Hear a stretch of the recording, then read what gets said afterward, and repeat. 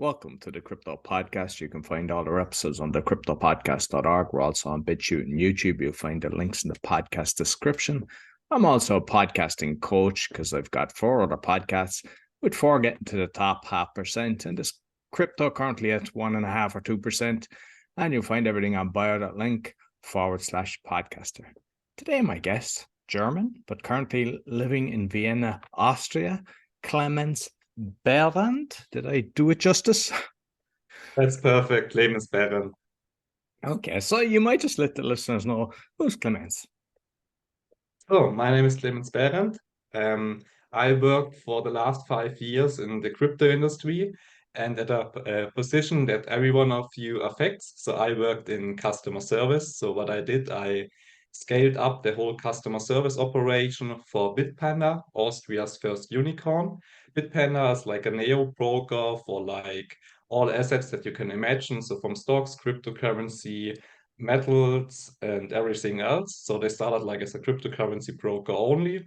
And during the last 5 years, of course, I had like many chances to talk and onboard new users into the crypto space. So I know like how it is and like what people actually motivates and drives them about crypto, or also like what challenges the space and the whole industry is facing. Because I think like the crypto industry has not the best reputation overall. And especially when it comes to customer service, a lot of people are complaining that like the standards of customer service are not that high compared to other industry in the crypto industry. Because as we all know, Bitcoin or crypto is everything what people don't understand about money or the internet combined in one thing.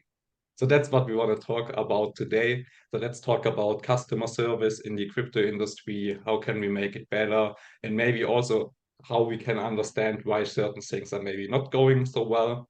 Since half a year, I started like a consultancy. It's called Web3 CX. So as the name is saying, it's everything about like customer experience in Web3. And a friend of mine, Dominic Kuhn, who I'm doing this together, we are right now helping several crypto companies. So from classic cryptocurrency brokers, from crypto tax tools, from crypto data analytics tool, crypto trading bots, or like blockchain infrastructure providers, or all sort of crypto companies. And we help them to make once the customer experience better, but also like the customer service. Okay, excellent. So I'd like to jump back a step before we go into that in detail. What's your crypto journey?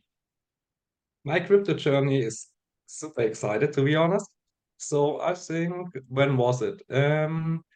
Like 10 years ago, I think like in 2000, from 2010 to 2012, I had like an online Sideki shop. So this was actually my first own company somehow. So what I did actually, I bought like computer games at one place and resold them at another place, like online, actually somehow like trading.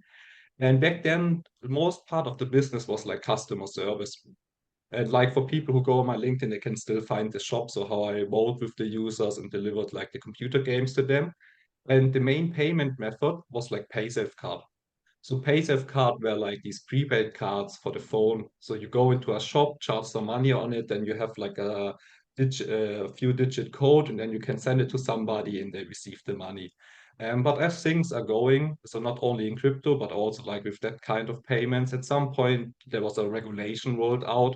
So it was not that easy to handle the payments anymore. And then I looked for an alternative.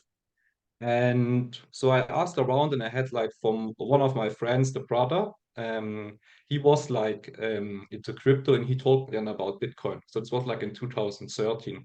It was a little bit after Morgox. That was really well for me that I didn't come that early to the party, because when everybody was trading through Morgox, a lot of people, of course, lost their money. And we had the luck in Germany, there was like a marketplace around called Bitcoin.de. It's still around, but this was like in 2013.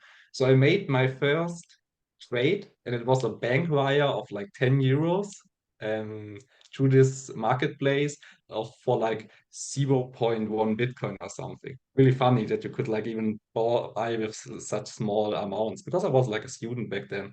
And the lucky thing with the hype in 2013, I was actually able to manage like to sell the top because like the top was around like $1,000 or euro or whatever. But then like the hype faded, and this was like doing my studies. So I studied pure economics, and I had also the choice like, do I do something with computer science or pure economics? But I decided to do pure economics. And then doing my studies, I suffered like a lot because nobody want to really talk about crypto because it was such a new topic, and it really surprised me when I was like around a lot of people who was into economics. So in I think then like in 2016, 2017, like things picked up again. And I did my bachelor thesis in both like together with Telefonica, like a telecommunication provider. They had a cooperation with the Fido Bank. And the Fido Bank is maybe known for some people because it's like the first bank actually in the world, they are from Munich, who had a cooperation with an crypto exchange with Kraken.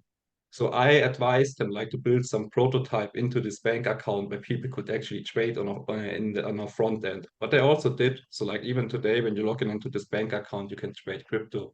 But it's really, really nice.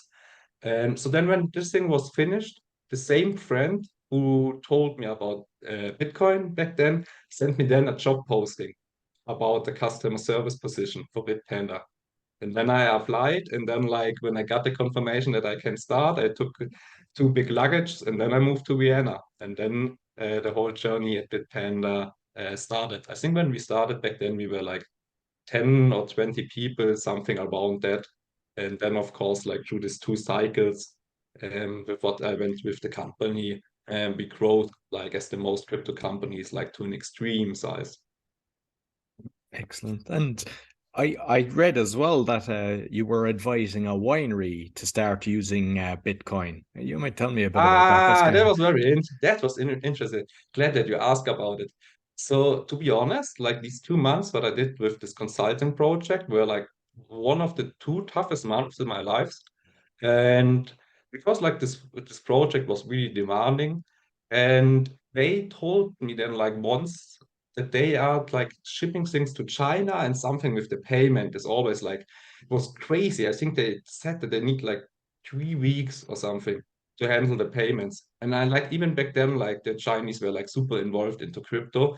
So I just told them about it and said like, yeah, okay, maybe you try just that way. Like maybe it's quicker when you just do like a transaction. And back then, like even Bitcoin transactions were like super fast. And I think they even tested it like for one or two clients. But I also think in the meantime, a lot of things also with banks improved because they really felt like the pressure from Bitcoin and like other cryptocurrencies. That's also the reason why we now have like all these SEPA instant payments and so on. So I think there like crypto definitely had like a good positive impact in regard of competition to the traditional financial system. Yeah, excellent. And I know you were d doing something as well, or discussing about like using the mining as like a heat exchanger, so that you could kind of be heating houses or businesses. Was that something that you were proposing, or what was that about? It was only in theory. Now in practice, there is actually a product in Austria which they now ship, and this is due to the latest energy crisis.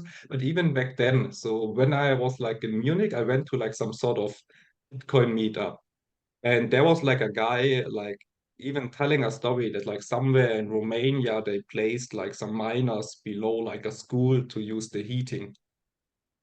So like the pollution and like the heat goes up, and then like the room above is warm. And that's really funny because my grandparents, they grew up on a farm, and that's like the same thing what they did back then with the cows.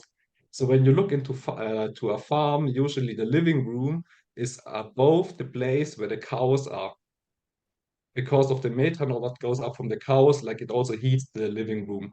And since I was then like working in my village for like some, I think some reseller of like air conduction systems or something, so I told him about it, but we only discussed it in theory. I think it never went into production, maybe because also like the energy prices back then were like quite low. I think since last year the momentum was quite better, and like this idea was around for a very long time. And I think now you can at least in Austria order the first prototypes of these Bitcoin heaters, but not like in any relation to me. But this was just like an idea that was regular discussed in these Bitcoin meetups.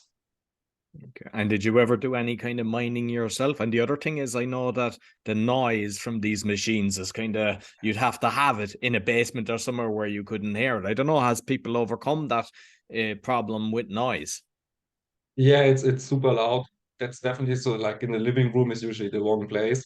The lucky thing is, I think when you are studying, a lot of universities have like this living domes or domes where like student lives, and there usually you have like all-in price of energy.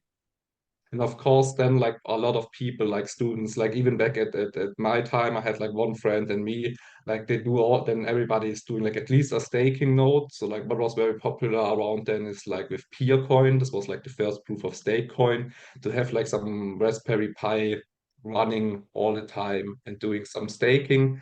I think we did like some GPU staking as well, but not for too long because you need to do that like on a bigger scale that it's really getting profitable. And when you only have like one room, it's really too loud and not handleable. Yeah.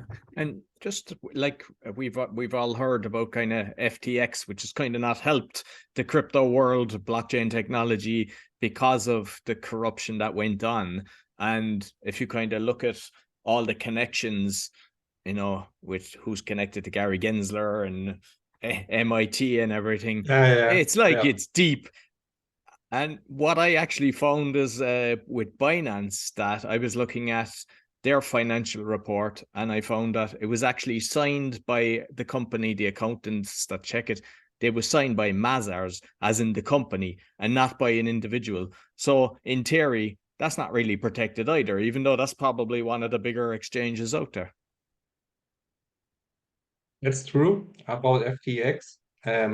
Maybe as a side story, like like customer service experience really helped me to spot really early that something is fishy with FTX. So with FTX it was quite easy for me. So what I'm doing like as a customer service manager, when I go on the website of an exchange, I first look at the FAQ page, like or at the help desk, help center, or however it's called.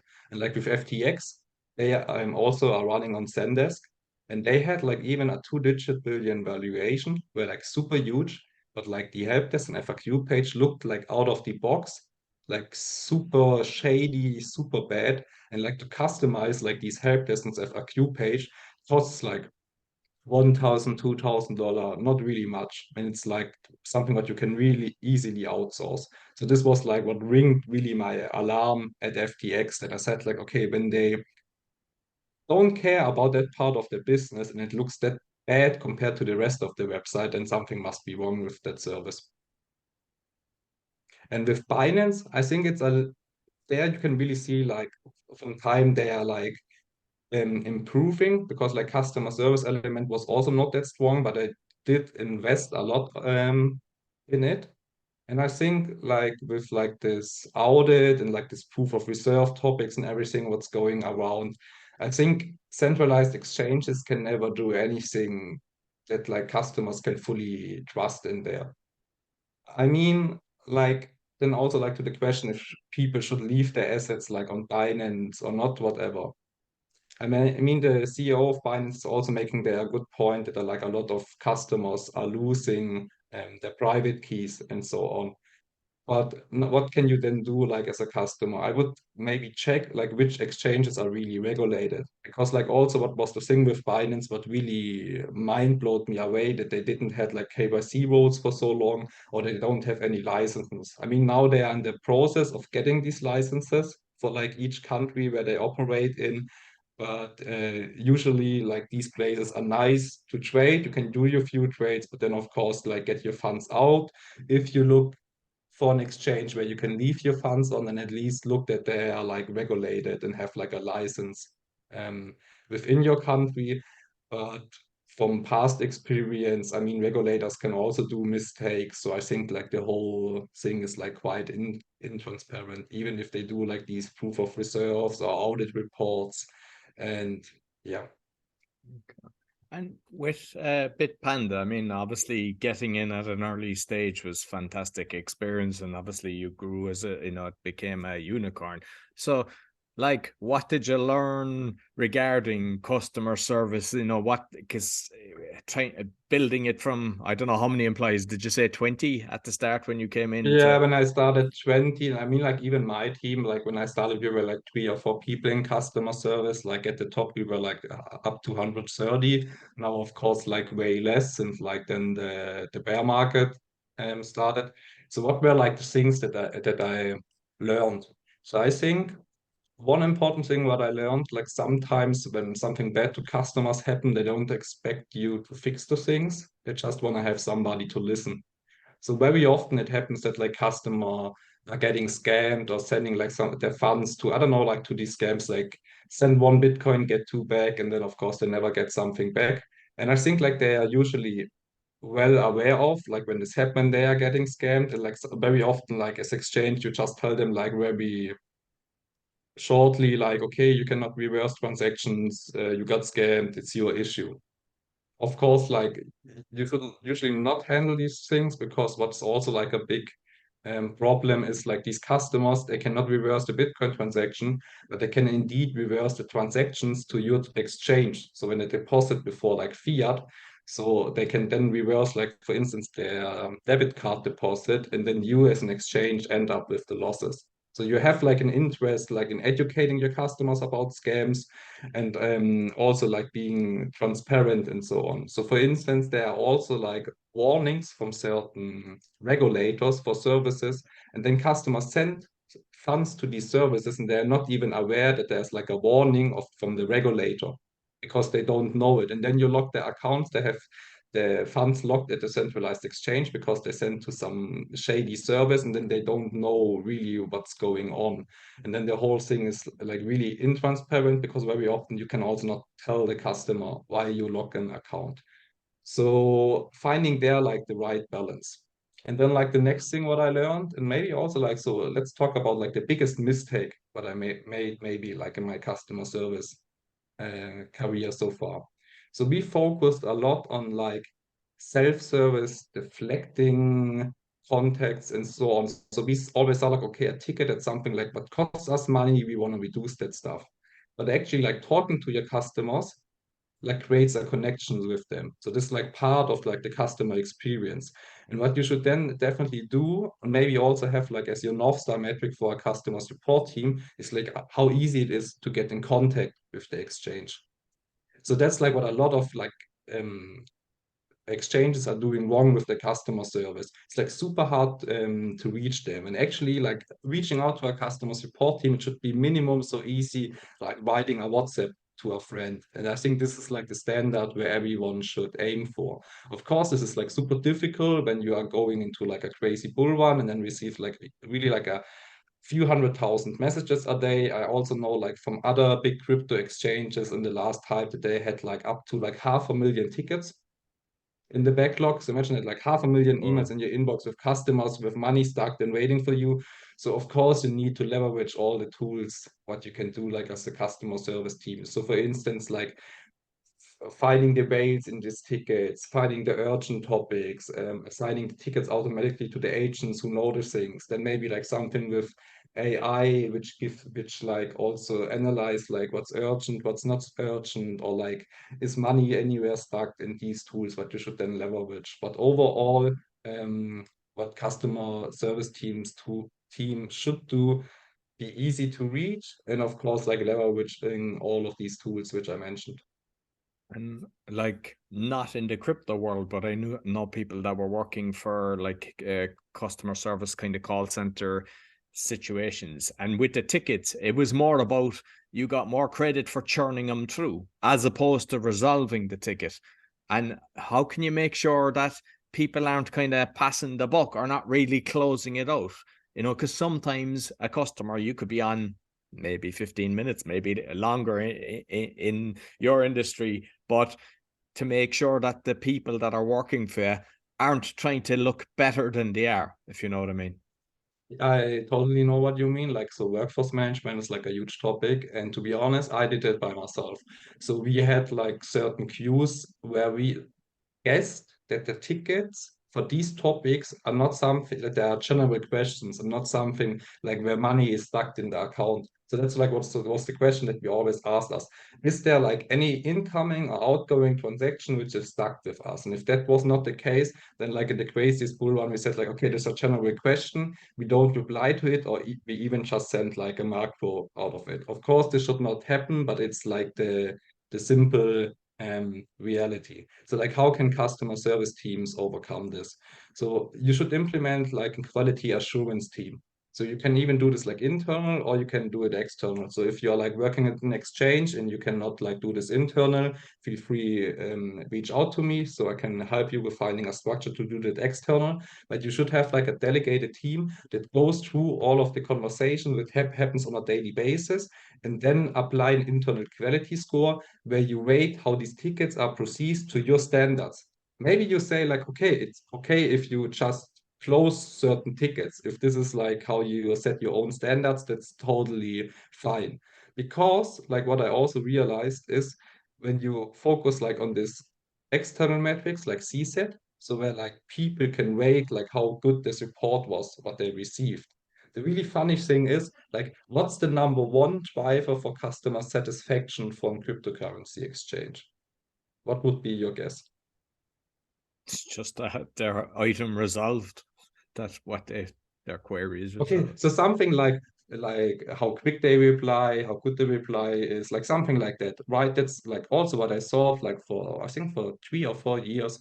What we actually found out, the number one reason for customer satisfaction for a cryptocurrency exchange for the customers is how well the portfolio is performing. Like when people are up like a few 100% and you need like a whole week to reply, some people are still super chilled. Oh, yeah, there's like this 10,000 euro transaction for me stuck there, like because of some wrong reference or some manual check. But on the other side, the guy, his portfolio went up like, I don't know, like 5x or something since 1 week. Then he's really like, ah, yeah, please fix it and like super calm. But when prices are crashing, like as in the last half year, then like with the Luna crash and the FTX crash, no matter how quick or good you do this stuff. I mean, of course, like people will to a certain degree be satisfied, but innerly they are super angry because the portfolio is down. And then even when you only need like, I don't know, 10 minutes to reply or like an hour or like in the worst case, like more than 24 hours, what's like somehow the common sense in the crypto industry, reply within 24 hours. That's like the number on what everybody agrees on. Like when you miss the target, within a bear market where prices are crashing and all people are losing money, that people are really upset. That's very interesting. And with kind of chats, then like AI, is it something that you find that builds and improves as it go along, or did you find that it could actually hurt the brand by using that? Because I know if I mean I haven't done it on crypto, but say on banking, Revolut, but it wrecks my head dealing with bots because you can never get what you want. But maybe it's different in the crypto industry. So AI, so like chatbot is just one use case of AI. And I would also say on social media, chatbots are fine. I don't know why, but people expect it when they visit your Facebook page and write you a message on the Facebook page. You have their chatbot, or like on Twitter DMs or Instagram DMs, or what else do we have?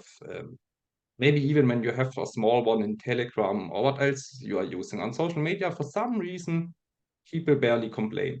But like in especially Germany and Austria, the acceptance of chatbots is so bad. So when you put them into your product, people really go crazy. So therefore, we always left it and didn't do it. I mean, now the thing like with bots as like ChatGPT, what they are doing different, they get the whole conversation. And that's like what the chatbots, which are currently implemented in the most banking applications, crypto exchanges cannot do, because they only understand like the last message. And when you go for a chatbot, make sure that it understands like the whole context of the conversations, also like the previous messages. And maybe go for something like that you have the chatbot only on mobile devices, because like I think that's like way easier than clicking through some form, but like on web, having a chatbot is maybe not that suitable. But of course, it depends like how you set the things up. I think there's no strong yes or no to the answer in regards of chatbots.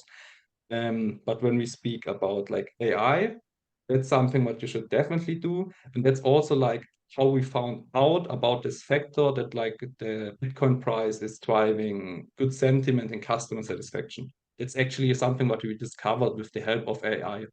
So what you should do minimum with AI is like how you analyze customer feedback. Because the issue is when you are like in a customer service team and you're working together with a product manager, the product managers usually they want to pull out the data on their own. Like this with everything. People want to first-hand research the things on what they make decisions. Very often they don't want to hear it from someone else because they know the customer service managers may be biased and only tells the things of the tickets which bothers them the most. And then you don't really get like the feedback that you hope for. So what you should do with AI, that you do like a sentiment analytics for which topics are discussed in your tickets and all social media channels in one place. It's like easily doable and easy to set up. So you then get like the topics, the sentiment, the volume, and then you see over time like how these things are changing. And I think there AI outperforms any static reporting what you could do based on, I don't know, topics in your contact form or whatever. Excellent. And what about kind of customer acquisition then? Did you kind of get involved in that, or what way were they building the customer base? So customer acquisition, I think the number one tool, maybe from my perspective, I don't know that well because I'm not involved, I'm more involved in the retaining part. But what we see a lot around exchanges are like these tell a friend programs where you invite other users. So you get like a bonus, like you get 10 euro when you invite your friend. So these programs are like super popular. So like from anyone listen who's trying to grow his service, so there I have like an advice what you could do, make these programs always like a time limited promotion. So you start and you say like, okay, you get like 20 euros when you invite your friends now within the next 3 days. Because what happens with these programs spike when they start, a lot of users coming in and then they flatter. So actually what you want to do with the tell a friend programs, every few weeks or whatever, you launch different campaigns. But they are really hard to navigate. You also need to take care that users are not only signing up for the bonus and moving out the money, and you also have to check based on the countries because like in each country you can calculate how much the people trade on average. So you should give like different bonuses based on the locations because everybody knows that the customer lifetime value depending on the location might be different. Yeah. Okay. And also what's like another good driver is you just need to list certain coins. So for instance, last year there was a hype with Dogecoin, and I think Bitpanda was like the only one which had it listed against zero or very easy to buy. At least there were not like many exchanges. And I can remember that night when like Elon Musk started tweeting about Dogecoin, and this was like the moments where like of course the most users came in for crypto.com. It's the same with Shiba. So the main part of the success of crypto.com is because of Shiba, because it was like one of the first places where people from the US could buy with debit cards directly Shiba. Okay. And with kind of like the social media then, because there's a million things out there, but I see it seems to be like Discord is one of the things that people kind of grow, and Twitter seems to be, especially for NFTs and stuff like that. But what's your kind of go to? What do you think is kind of better for somebody trying to build something with the social media? That's like an amazing question, also a hard one to answer. I think there's nothing better than like having an email address and phone number on your website.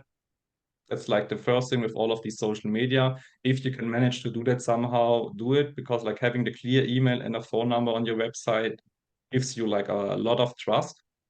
So this should be like in the perfect world, you would do that.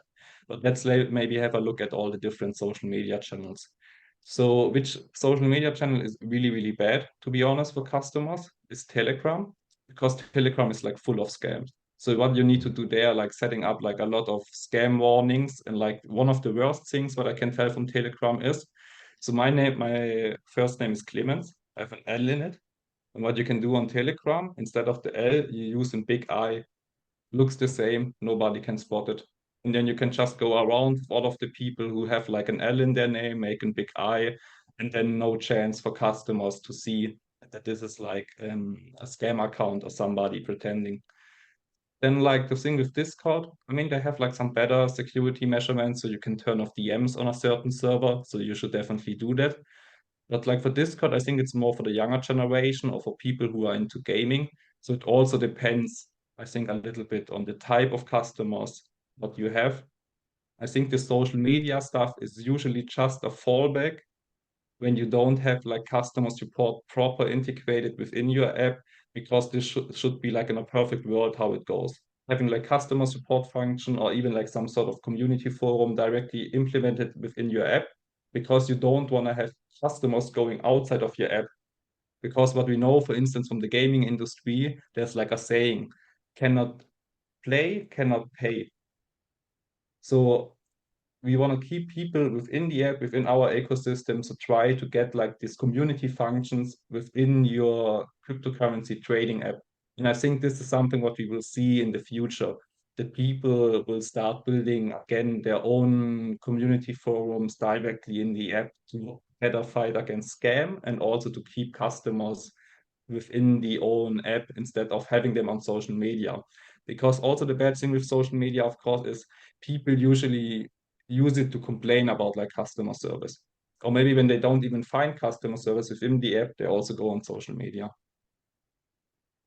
Excellent. And I was admiring your picture before we started, and it kind of reminded me of like an NFT. Have you touched on NFTs? Are you involved in any of the NFTs? Yes, of course. Of course. I'm a big fan of the Seppi seals. There I have like a few one and touch them, but just keep holding them. In general, now there are like these ordinals on Bitcoin. I definitely look into this, but I think like maybe we are already too late to the party. But it's like what's really exciting that they actually brought now NFTs to Bitcoin. I think like for NFTs, there are like a few smart use cases besides like these profile pictures. So I think like for ticketing, for concert tickets, where you can actually allow to resell them because of the loyalty fees, the company who issued the tickets always gets something back. And I think like for certain events, it's not allowed to resell the tickets when you maybe are sick and you cannot go off or whatever. So I think this will be like the first real world use cases which we will see with NFTs like on a global scale. And I think therefore the use case is quite good. On the other side, also with NFTs, I think it's great since it's onboarded like a lot of new users, especially people who thought they are too late to the party in crypto. Then they heard of NFT and then they said, okay, I don't want to miss out on that now. So I think NFTs did more good for the industry than harm. And there's a lot of platforms, a lot of people trying to create different platforms to protect the users and have lots of different for even the royalties that you can split it different ways. Is there any that you've found that you are kind of impressed with the platforms that are using the NFTs? I'm not so deep into the topic. I mean, I followed up on all the exchanges and marketplaces. I mean, LooksRoad, it's like a quite great job with the airdrop. So we talked about user growth a little bit ago. So they knew their target audience. So they said like everybody who traded NFTs during a given period, we drop like this token to them where they also have an incentive that they grow with us because they receive this LooksRaw token. And when like the exchange or the market, the NFT marketplace or however we call it, do better, then also the value of these tokens increase. So I think this was like a very good example. But like to all of these lending platforms and like other platforms which are around with NFTs, I didn't look so much in detail into it, to be honest. Okay. And just finally, like your own company, like ideal clients and your kind of onboarding process, then what's your kind of typical structure, the way that you do it? So how we onboard clients at Web3 CX is quite easy. So usually they reach out to us. So for instance, they hear about a podcast like this, hear how we speak about certain topics. So the first question that we always ask them, what can we do for you? So it's like every client who comes to us, they don't get something out of the box. So for instance, for some reason, we have like a lot of like crypto tax tools. So what we would never do is like just because like one same company comes and says like improve our onboarding process or something like that, that we just copy it from another project. So we always look together with them like what we can do for them, and then we set up like the project scope, so what they want to achieve. So usually we look at like some sort of like North Star metric for the project, and very often it's like the customer effort score, which I already explained. So a lot of services then notice that like something is not going smooth, and like products needs to be easy, because like when a product is easy, I think Apple is there the best example. Then you can like outperform like everything. So let's assume we would then agree with the client on, okay, we want to make like every step, like the verification, deposit, trading, we want to make it easy for the clients. So we would then, for instance, implement with them like some sort of survey asking the customer after each step. But what we would also look at the main question, like how easy it is for the customers to reach out to customer service. So a lot of our clients were not aware that they have like many people who start using their service and then quit silently. And that's the worst thing what can happen to you as a service, because if you don't get a chance, at least a chance, that like when a client leaves, that he tells you what's going on, that you have a chance to fix it. Because you also never know like how big this part of the silent complainers is. But this is then like the next part usually of the projects, that we try to reduce the silent complainers. And people are very often afraid that they then have like a huge backlog and like a lot of tickets where they cannot answer. But that's not the issue, because it's better to have like the feedback from somebody who leaves and then reply later and still have a chance to hold them with a discount or whatever, instead of him just leaving or her just leaving silently and never letting you know. So these are like somehow the things on what we work together with our clients. So this is just like an example project. Of course, we do like many other things around customer experience, but this would be like somehow the most standard one, on focusing, making the product easy to use, especially when reaching out to customer support, because we want to reduce like this amount of like silent complainers who leave your service and never tell you why. And you can easily then also calculate like the damage for your service. So most of our clients, they know or can estimate like the customer lifetime value of one client.